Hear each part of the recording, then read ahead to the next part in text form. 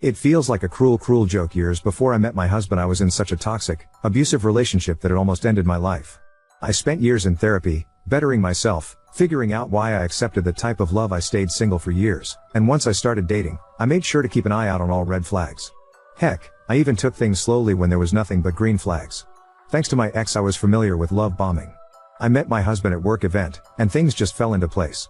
I opened up and explained my past trauma, and let him know that if we were going to date that it would require a slow pace and patience.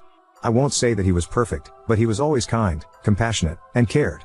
We dated for about 5 years, engaged for 1 and married for a little over 3 years now. We recently bought our second home together. We both got promotions at work, so we sat down and talked about kids. He wanted a big family, and I only wanted 1 or 2. We agreed on 2, and started trying. It didn't take long, and here I am 6 months pregnant, still working, have swollen ankles and a back that won't stop aching. Other than that, I've been very happy and have what I thought was a supportive husband. 3 weeks ago, I found out that he was having an emotional affair, and honestly probably a physical one. When confronted with the evidence, he admitted to not being attracted to me while pregnant. I'm wrecked. I haven't gained unnecessary weight, I still take care of myself, even with the morning sickness that hasn't gone away. He's not sorry about it, but you told me that I was being overdramatic when I cried. He is staying with his family until he can find a home to rent. He doesn't want to get a divorce. He's saying after the pregnancy is over we can go to therapy and fix things. I don't want to. I cannot physically look this man in the eye anymore without feeling disgust. I have a text from him saying that he's my only option, because no man wants to date a single mom. I'll be talking to a lawyer and figuring out how to divorce him. I just wanted to vent into the void today. For now, I'm going to DoorDash some nuggets and a Frosty from Wendy's and be okay if I gain 5 pounds from it. Thanks for listening while reading, I suppose. Update 1. I was told I'm not allowed to change the locks due to it being his home as well, and he came over last night knowing there wasn't crap I could do to prevent it. Thankfully, he only grabbed some personal belongings, threatened to take the dogs. He did not, and let me know he emptied our shared account. Part of me rolled my eyes and figured he wasn't dumb enough to do that, and the other part made me make a mental note to check it once he left. Sure enough, our account has maybe $5 in it. He did a transfer which I'll be calling the bank about and speaking to an attorney this afternoon. Thankfully, my dad taught me you don't fully mix finances, so my savings wasn't capable of being touched, and while it's not a lot, it's enough to pay for the fees over the next few weeks. I don't have any family left, so I think he's doing a power play to make me feel like I'm alone and need him, when in all reality it's lit a fire under my ass that I don't want or need such a garbage person in my life. Update 2. As mentioned in an edited post, I was not allowed to change the locks on our house due to both of our names being on it. I never feared for my safety, it was more so an annoyance. He showed up to grab some personal belongings, and I thought that what'd be the most that would happen. It was like he was trying to get a reaction from me. He told me he transferred funds and emptied out the account. I didn't believe him until I saw it myself. That was both of our money, so that's being dealt with currently. He showed up the day before yesterday, completely drunk, begging to talk, increasing in anger when I would just ignore him and walk away. It kept increasing, so I went to grab my bag and walk down the road to a neighbor's home so I wasn't alone. He grabbed my arm to stop me, and when I yanked it away, he slapped me, almost a backhanded open slap. The cops were called. I didn't have a mark on my face, so it was my word versus his. They escorted him off the property, and I'm only now assuming he's back with his parents now. He did throw a fit about the dogs and does have proof of ownership, so I'm guessing he'll be able to take them. Went to leave to go for a drive to clear my head after everything and realized 3 of my 4 tires were flat. I know it was him, but I don't have proof. Insurance won't cover it, so going to a tire shop on Friday morning. Just another drop in the bucket. As for the attorney, I've had my consult and I'm waiting for my check to come in for my actual appointment and getting the ball moving on this. There's not any family left, and a few close friends are kept in the loop, but I don't want to burden them or treat them like unpaid therapists, so I think that's why I came back to Reddit. Something therapeutic about just typing it all out into the void. The baby/pregnancy is okay. I've actually lost weight, and the doctor has told me to avoid stressful situations and to take things easy. I'll be calling to see if I can change the locks on the home now, and if not, I'm going to start looking for places. Update 3. He broke in late last night. I was able to contact the police before I confronted him, but due to location I knew it would be a bit. I tried walking by him to leave the house, but every time I would, he'd shove me, once hard enough to make me stumble and fall backwards. The eerie part is he never once yelled through things. One of the items hit me, causing an emergency room visit requiring stitches. Said the most vile things. He hated me, I should kill myself, how useless I was, etc., yet never once raised his voice. I'm not saying that in a good way. I wish he would have yelled. It was a fight or flight instinct, and I found out mine was to freeze. I hate that for myself. He was arrested and his mother already bailed him out. Him staying at a hotel thanks to a work advance and looking into apartments. I won't be stepping a foot into that home we shared until my best friend is here, and even then it will be with police being with us. Nobody can figure out what made him change almost overnight. Only thing I'm guessing is a psychotic break, but I'm not a therapist or doctor. Besides some ugly bruises and some stitches, myself and the baby are fine. My lawyer feels like this is enough to get a protection order for myself and will include the pregnancy/baby. Next time I see him will be at court. Sorry I'm rambling and maybe this doesn't make any sense. For now I'm safe, can sleep good for the first time in weeks. I have the dogs. Nobody is aware of where I am besides one close person, and the police. Final update: I changed my locks, figured if he'd get the law involved I'd use pregnancy brain and being forgetful to give him a spare set. Update 4. Police met me at my home to grab some personal belongings and pretty much anything and everything else I could grab. Thanks to the user who recommended me calling the non-emergency number, it was smooth sailing. He wasn't home. I didn't have the fear of him showing up and both officers were very kind. What I walked into on the other hand was not very fun. This man looked like he went on a bender. Bleach on clothes, food everywhere, personal belongings just destroyed, especially the nursery. I was able to salvage a lot of the bigger items and packed what I could. They're now in storage until I move into my place. Took pictures, and as aggravating as it was, especially with the 1 step forward 2 steps back, I'm hopeful that there'll just be another thing used against him to prevent custody. As far as him, he has no way of contacting their then attorney or email, and it's been quiet on both ends. His parents have not reached out. I don't even know what I'd say to them if they tried, so no loss there. His girlfriend, yes girlfriend, as I found out, has been trying to contact me via friends to let me know she's pregnant. I'm unsure if that's true or not, but that in the very least confirms the affair and how well he kept things hidden. I do want to clear the air. I made a post asking for helpful information on resources that could potentially help, and someone made a comment saying I was in it for a long con, and that's just untrue. I have not and will not accept any personal items/donations other than advice and maybe an internet hug. Editor's note: Oop, deleted the post she is referencing. See comment below. While I wish my story was made up, it is not. Maybe it's a venting board, maybe it's just connecting with people that have been in the same situation, but it helps keep me sane. Anyway, I'll leave it at thank you all for listening and checking up on me. I'm safe, I'm good. Pregnancy is the only thing kicking my ass, and I'll make sure to make a post in a few months letting y'all know she's here and that we made it. Bye for now. Oh, trust me, I'm having bad days with it, especially emotionally. I'm sure the hormones aren't helping. I've debated if I turned a blind eye and if there really weren't any red flags. I've had moments where I've missed him because it's not just a switch. We loved each other, or at least I loved him. This is a person I planned a future and had a past with. It's really just an emotional roller coaster, and that's okay. I don't think there's a right or wrong way to handle all of this, but I'm doing my best. I'm not asking for money, and I'm sorry if it came across that way. I can provide proof and anything else. I've had multiple people reach out and ask if they could help, and I've always turned it down. The only thing I'm asking is for someone to point me in the way of an organization that I may not know of. If that's coming across as that way, though, I can and will delete my post. It wasn't my intention. Update 5. I've read every single message and the majority of the comments. Thank you for sharing your experiences, your advice, your love. More than a few have offered baby items, groceries and gift cards. I cannot in good will accept any of those, but if you have items laying around, please consider donating them to a charity that helps homeless parents. One thing that stuck out is someone asked how I could feel sorry for him. I guess I'm an empathic person, to the point where it could be a flaw. I wish if he was so unhappy he would have just told me. We could have fixed it before it became violent, and if it wasn't fixable we could have both been amazing parents. His girlfriend that reached out wrote an email in which was forwarded to me. She's saying she's pregnant, and for her sake I hope she's not. She's accusing me of ruining a good man's reputation. She called the injuries self-inflicted and how they want a paternity test. My personal favorite was if my baby is actually his, she hopes her baby can grow up with her and have a sister. Little does she know I will go to hell and back to make sure that man does not know anything about my daughter. As for him, I've seen him once while leaving the grocery store. Outside me was calm, cool, collected, acted like he was a stranger I wouldn't give a second look at. On the inside I said oh shit about 500 times and cried in the car. Money situation is fixed, work bonus and promotion. I've bought a new and better living room suite and having a painting party at the end of the month. You're all invited. BTW. Still good, still safe, slowly learning to love my new normal. If you're in a similar situation or in an abusive relationship, man or woman, reach out. You're not alone. You don't need to be brave, I'm certainly not. You just need that I can't do this anymore to light that fire. Update 6. Hi, it's been a while since I've posted. Last time I posted I had swollen ankles, waddled, thought every little cramp was a contraction and felt like life was falling apart. I want to thank everyone who reached out even months after the fact just to check in on a stranger. My daughter is here. For privacy I'm going to leave out her dob, but she was 6 pounds 2 ounces and the most beautiful head of hair I've seen. She's now got the hairstyle of Danny DeVito. My original posts are still up in case anyone is looking at this with puzzlement. But to say things have been rough would be an understatement. He showed up to the hospital. Thankfully everyone was aware and hospital staff handled it properly and perfectly, and I was able to focus on labor and delivery. Unfortunately the stress of that alone took an already hectic moment in time and amped it up, but things could have been so much worse and I'm highly thankful they were not. Right now I've got about 10 different CPS calls. They've came to my house on 4 occasions. His family and him have filed for an emergency custody hearing, and due to leaving the state with my daughter that did give him a foot in the door. It seems the protective order isn't really helping in that matter.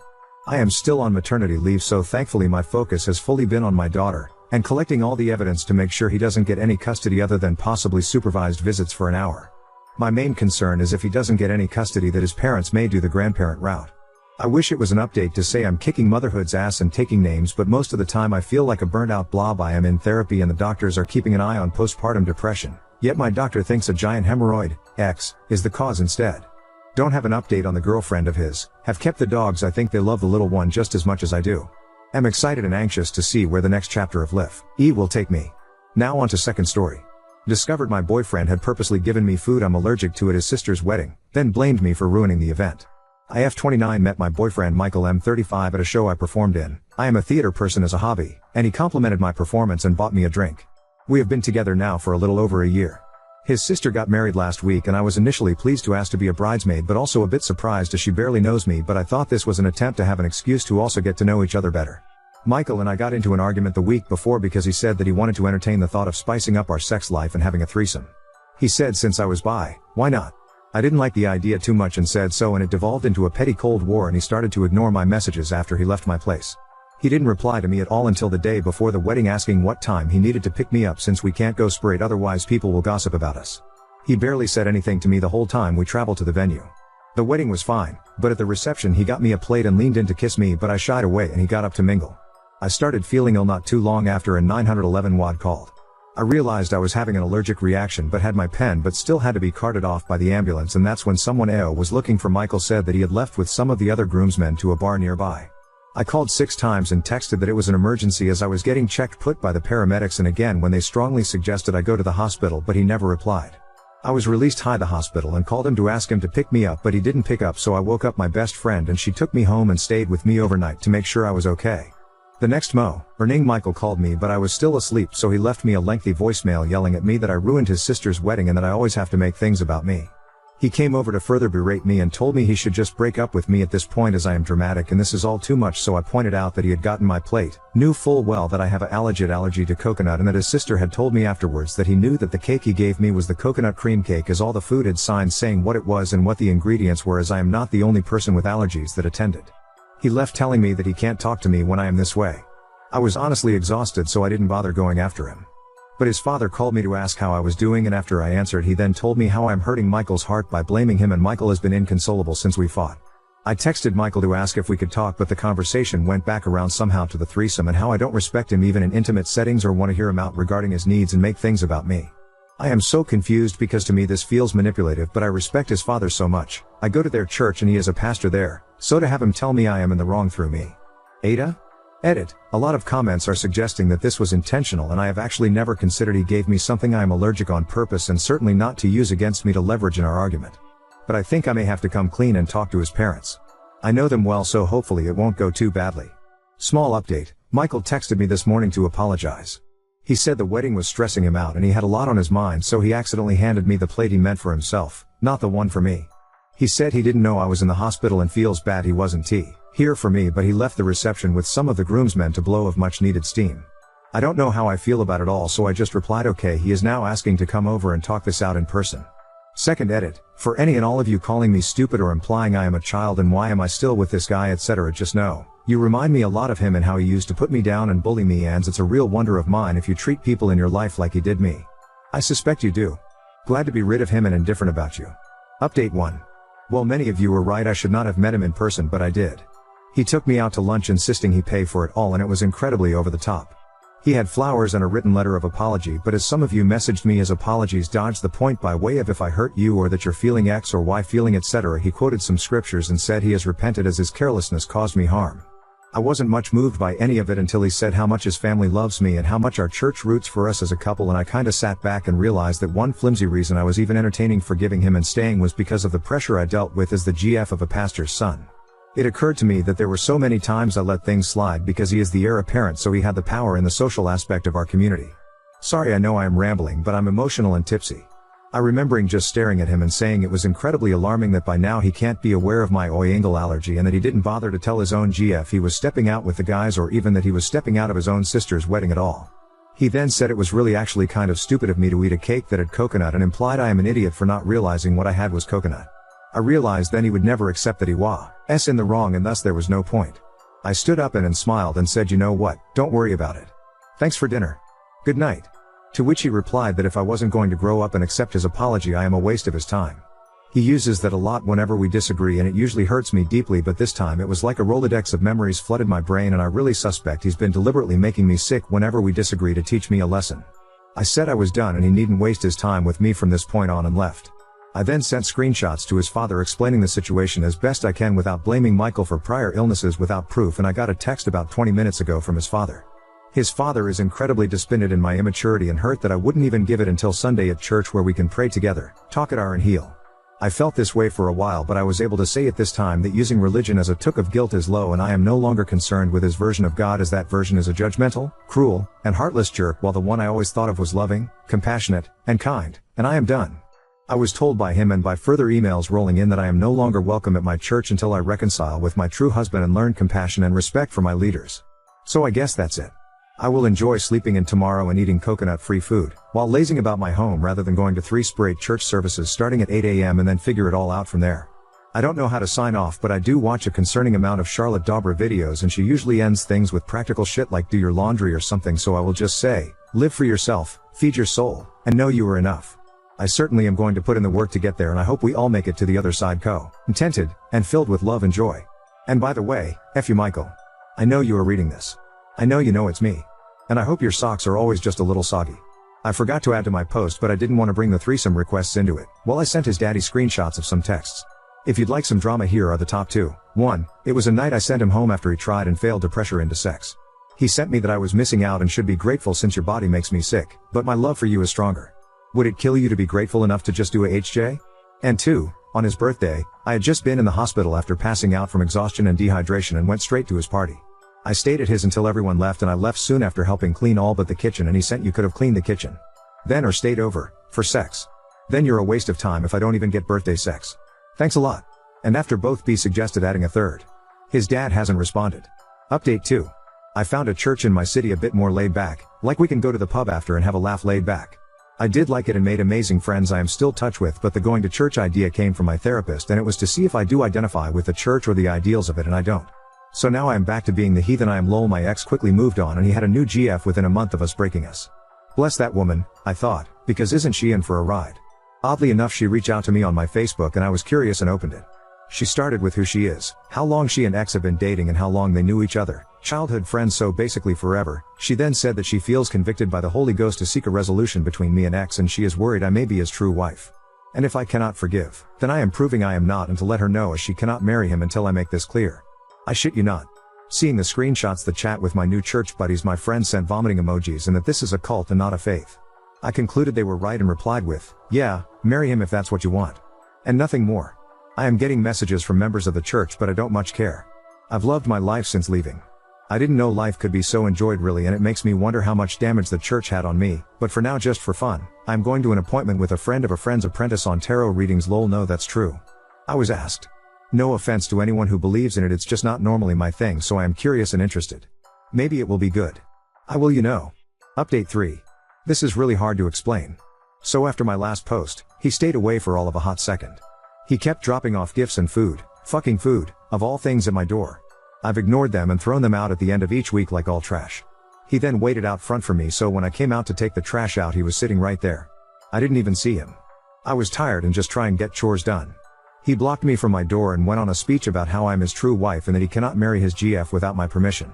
I can't keep track of the mental and theological gymnastics he took, but he basically asked me for a threesome with his current GF to see if we can work out who his true wife is. I bluffed and said that my necklace has a panic button on it and the cops are alerted of him being there and to go. He sort of stared at me, but it was blank, like he wasn't even human. He went on to say stuff about thinking about me every night before bed and more. I started to gauge just how fast I am compared to him and how quick I would need to run to even wake a neighbor, which one of them would be the quicker to responsive, and on and on. I just kept saying no and that the cops would be there and thank the universe for a random siren. I don't know if that's what convinced him, but he did leave and he was sort of chuckling and said that I've always been so playful and called my behavior an act. It took me less than 30 minutes to pack a bag and head to a friend's. I sat in her tub for what felt like a day. It wasn't. When I finally got out, she and I sat down and started making a plan to start moving my things out bit by bit until it's just down to the furniture. I don't give a flying fuck about the furniture. So we implemented the plan. She would drop in, her dad would, her mom would, I would with her brother, and slowly over this time we took everything I really cared to keep from my home. I'm safe and away from there and just ready to wash my hands of the place. He has texted me a few times assuring me of this plan to pick his wife. So I finally cracked and sent his messages to his parents last week. It's been silent since then until this past Wednesday. There's a bar I like where they have wine Wednesdays and I went to just relax until I felt a tap on my shoulder. He's there with what looks like a group, and he starts smiling and says we need to talk. I loudly tell him to leave me alone, but he just drops to his knees and asks me to marry him. Some people start to clap. A regular who knows me is now at my back leaning in to ask if I'm okay. I jerk back and tell him to leave me alone. The regular offered to pay my tab so I can leave and he walked me to my car. Now it's been this game of getting footage, dealing with the police. So far, I'm told, this isn't evidence of harassment but a domestic dispute, so I don't know what to do about that. I know that I am done with where I live. But moving now feels like the hardest task in the world. I know I have to. I can't stay here. But now I'm mourning it all. It all feels too big.